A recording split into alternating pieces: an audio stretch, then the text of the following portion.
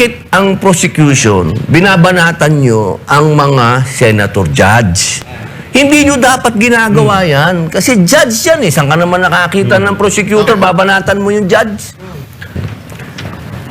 Kung panonoorin nyo po nung buo yung palitan ng salita. At ito naman, mahirap pong mag-umpisa doon kasi sa hearing dahil bawal po yan. Doon na lang po sa sinabi nila sa press con nila. Ang sabi nila sa press con nila, ang sinasabi ko daw, na one way, masyado naman kayong one-sided eh. Ang sinasabi ko po doon, kasi, bakit ang prosecution, binabanatan nyo ang mga senator judge?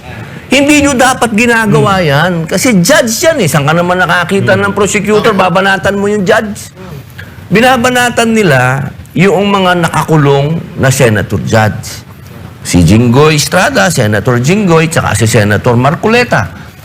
Banat sila, si Ridon. Binabanatan na hindi dapat yan mag-participate. Binabanatan ni Dilima, hindi yan dapat mag-participate. Anong pakialam nila? Rules namin yun. Hindi dapat sila nakikialam doon. Yun yung sinasabi ko. Pinapayagan nyo yung mga may kaso na mag-witness dito. Pero yung mga senador na may kaso kako na hindi naman final and executory, wala pang nangyayaring hearing, ayaw yung payagan ditong mag-participate. Anong karapatan nila sabihin sa amin yun? Medyo itong mga ito, para itong mga langaw na nakasakay sa kalabaw.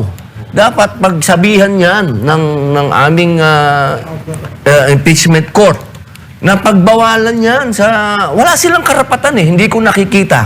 Meron na ba kayo nakitang piskal na binabanatan yung judge? Abi, pambira. Dapat po ata makontempt yung mga ganyan. Yan po ang dapat mangyari. Kasi alam nyo, ang aking pakiusap. Pag ako po nagsalita doon, meron... kilala nyo naman, mahirap magsalita kasi sub-judice tayo, no? Sana, panghawakan natin yung sinabi ni Patron. Gusto ko maintindihan ng taong bayan kung ano tong impeachment. Huwag nating daanin ito sa masyadong legal at masyadong Inglesan na mga salita. Kasi, di ba sabi nila para sa bayan ito, itong impeachment? O ba't ayaw natin ipaintindi? Dapat ipaintindi natin. Hindi tayo pwedeng...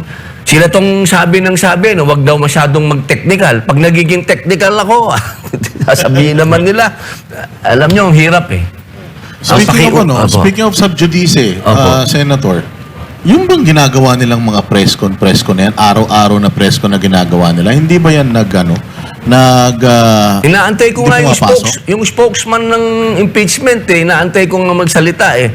Ang ginagawa pa ng spokesman ng impeachment namin, ako pa ang binabanatan. Sabi ko, iba talaga ang panahon ngayon talaga. Ganon? Yung impeachment, si Tungol. Ako pa ang binabanatan.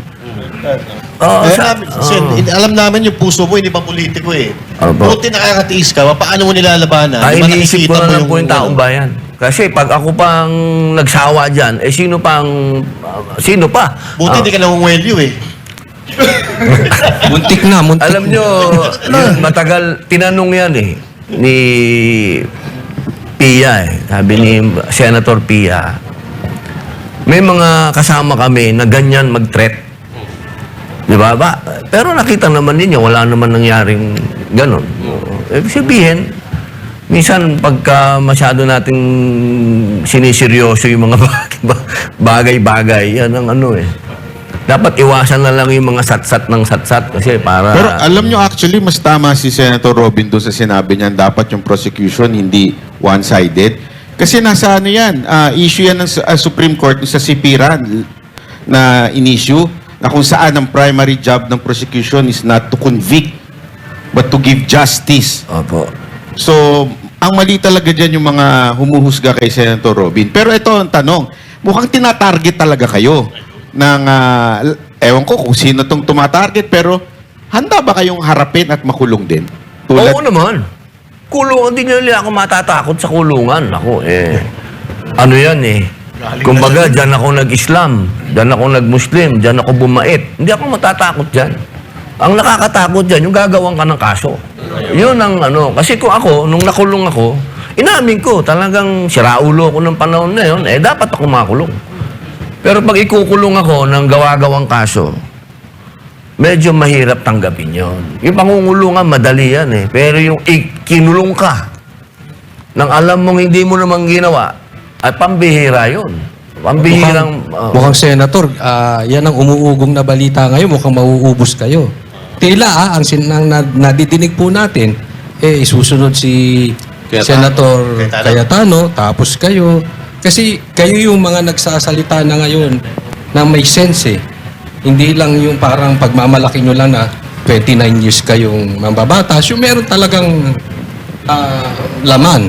Ika nga. handa naman po tayo dyan. Handa po tayo dyan. Alam nyo, pati kabuhayan namin, tinitira na nan. Pero paano yung boto? Kasi kung mababawasan kayo na mababawasan. Yun nga ang sinasabi ko eh. Bakit itong impeachment court, hinahayaan nila magsalita yung mga prosecutor na gusto nila magbawas sila. Yan ang Ba't sila intention nila eh. nagdidesisyon, ano? Parang sila nagdidesisyon. Tapos gusto nila lumiit yung 2/3. Parang, bakit ganito? Anong ano to? Alam niyo, malaking constitutional crisis ito, ah. Kasi konstitusyon yan eh. Hindi natin pwedeng baguhin ang konstitusyon ng sasabihin ng, halimbawa lang, ano, kasi parang ang dating eh, hihingi sila ng interpretasyon sa Supreme Court. Malabo yun. Kasi kung amendahan natin yung saligang batas, magkaroon tayo ng constitutional assembly, baguhin natin. Hindi pwedeng i-interpret yun na sila mismo lang, sasabihin lang ng Supreme Court. Nabawasan natin yung 2/3. Halimbawa, naging 20 na lang kami. Ilan ba yon? Ilan 2/3 niyan? Sabihin mo na 16. 14 na lang, gano'n? Teka muna naman. Pero sir,